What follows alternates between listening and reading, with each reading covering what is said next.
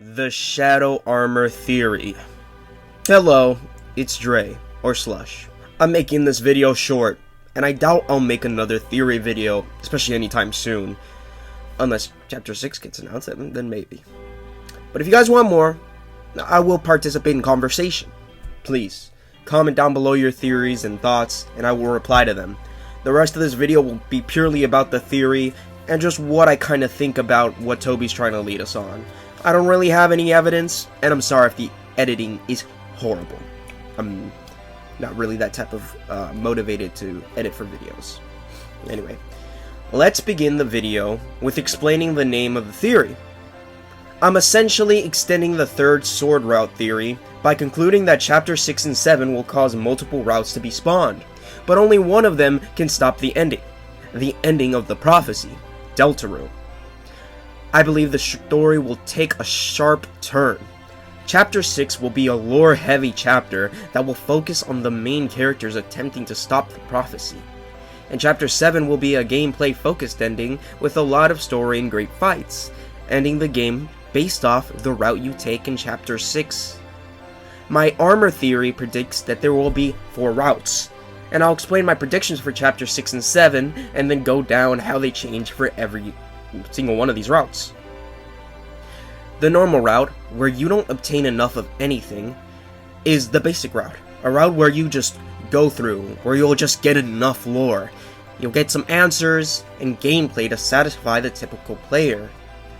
I think Chapter 6 will likely include an attack on Castletown, either in the beginning or a bit after the first third or first half. I also believe we'll be confronting more questions, and be given very few answers. The lore will be put together just enough, where we'll have even more questions than before the chapter. Also, I think the Dark World will probably be in the Holiday household, but that doesn't really add to my theory. That's just kind of a prediction also attached to Part 6.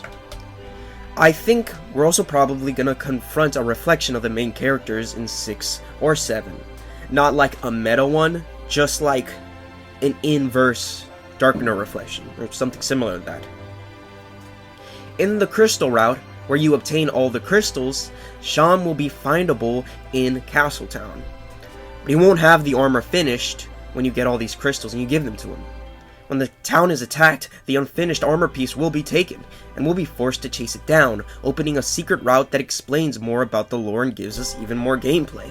Potentially, this is where we'll fight the dark reflections I said we might fight in the normal route, just in case they're the secret bosses at the end of this secret route. Chapter 7 will give us a shimmer of hope in changing the prophecy, but we can only change it a bit, and we just end up ending the prophecy in the same way, with a happier ending though. Maybe if someone has to die, they're just given a bigger goodbye message than, the normal route.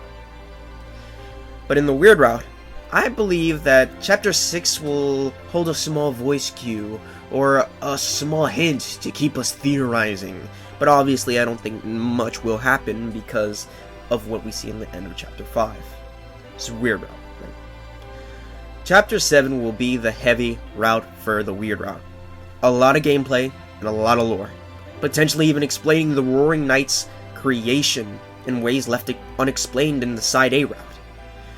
I don't have anything for this route other than it'll maybe leave a very bittersweet ending, and changing the prophecy as much as possible, but still allowing it to come true, really showing the resilience of the prophecy, and maybe giving us a really sad ending rather than a bittersweet or happy one like in the Side A's.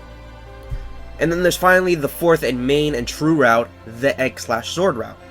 The route where you obtain all the crystals, the eggs, and the thorn ring, and will allow us to craft the true twisted sword, which allows us to further the secret route, and will open up an entirely brand new ending for Chapter 6 that will lead up perfectly for Chapter 7. In Chapter 7, the eggs will be important as to prove that the dreams of the Forgotten can still be passed on, which is foreshadowed, or should I say forebloomed, in Chapter 5. Chapter 5 is super important, and people don't understand the lore implications. They believe it has no story, but this is where I totally disagree.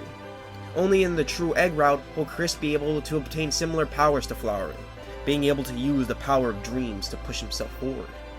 I believe the shadow armor will become something like prism armor, allowing us to get another ending, an ending that doesn't end the prophecy known as Deltarune. This theory is a bit of a fanfic, I get it. It's very heavy on predictions. I just think Toby is trying to tell us something with Chapter 5 we're all missing. This is my way of fixing that. I mean, there are some other issues we have to think about, like, how can the prophecy happen in the weird route if we skip the flower man by never spawning the fountain? We'll see. In my original video, which was 24 minutes long by the way, I yapped a lot and got like nothing across. I talked a lot about my channel and unrelated things and other theories. I won't go in depth about how other theories fit in the story in this video.